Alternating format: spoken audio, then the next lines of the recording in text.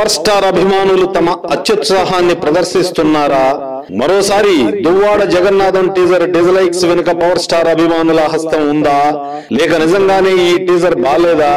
నిన్న విడుదలైన ఈ చిన్ని 22 సెకండ్ల టీజర్ వెనక ఇన్ని ప్రశ్నలు ఎందుకు వస్తున్నాయి? ఇన్ని డిజలైక్స్ కు కారణం అంత పెద్దదా అంటే కాదనే అనిపిస్తోంది.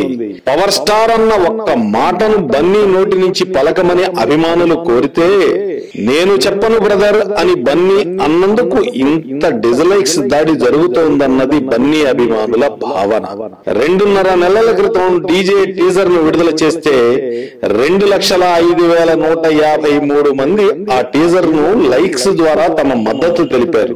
ఇక డిజలైక్స్ చూస్తే 1,74,779 మంది తమ డిజలైక్ ద్వారా ఈ వీడియోను వ్యతిరేకించారు.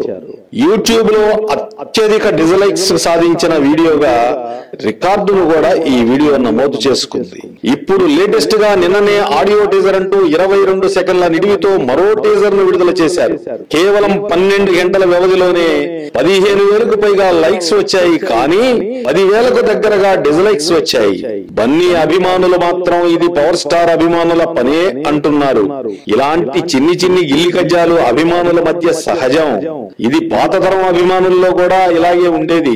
కానీ అప్పుడు ఈ యూట్యూబ్లు వంటివి లేవు కనుక ఇవేవి తెలిసేవి కావు. ఇప్పుడు తెలుస్తున్నాయి అంతే. వీటన్నింటినీ ఇద్దరు అభిమానులు ఫన్నీగా తీసుకోండి, చూసేందుకు అందరికీ బాగుంటుంది. ఒకవేళ డీజే సినిమా బాగుందనుకోండి, ఆ సినిమా విజయాన్ని ఎవ్వరూ ఆపలేరు కదా.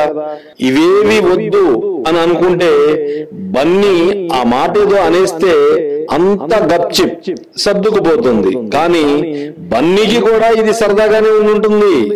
ఉండదు అని అనుకుంటే మాత్రం పొరపాటు.